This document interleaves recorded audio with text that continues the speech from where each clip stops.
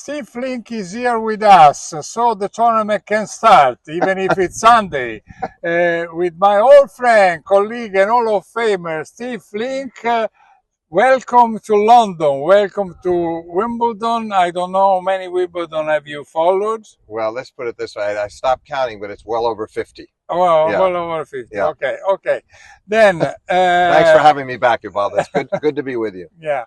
Look, Steve, so let's talk about the men's first. I mean, because ladies are still playing.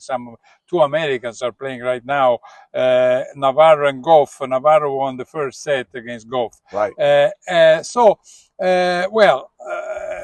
Should we talk about Alcaraz or about Sinner? Who do you want to talk first? Let's start with Alcaraz, because while you were watching Sinner, I know, as you had to. Yeah. Alcaraz was on the center court. Sinner was on one. Alcaraz is playing Humbert.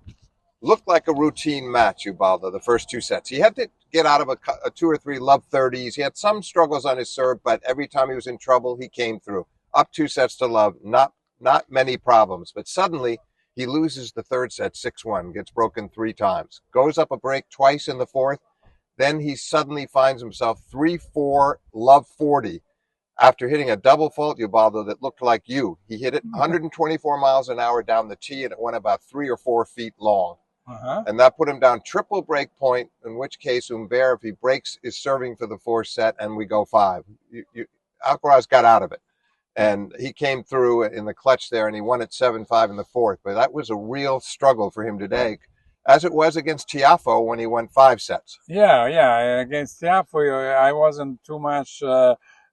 convinced about his performance. And I wasn't convinced today either. I mean, when he absolutely had to, he made the shots. But there was inconsistency there that if he were to play Sinner in the semifinals, he would not get away with. Yeah, well, Sinner had played wonderfully all his first matches. He included the one with Berrettini.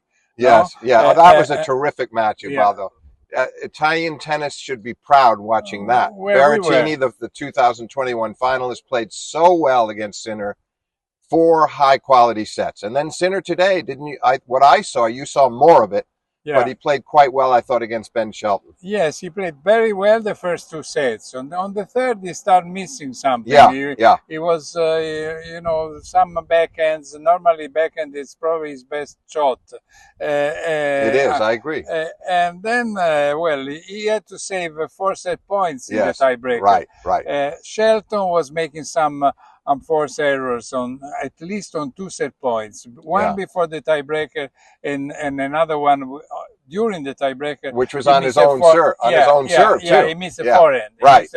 A forehand he shouldn't have missed. Right. Anyway, Sinner Medvedev is going to be a quarter of finals with Sinner, who had lost to Medvedev the first 6 matches, and then he won the last 5.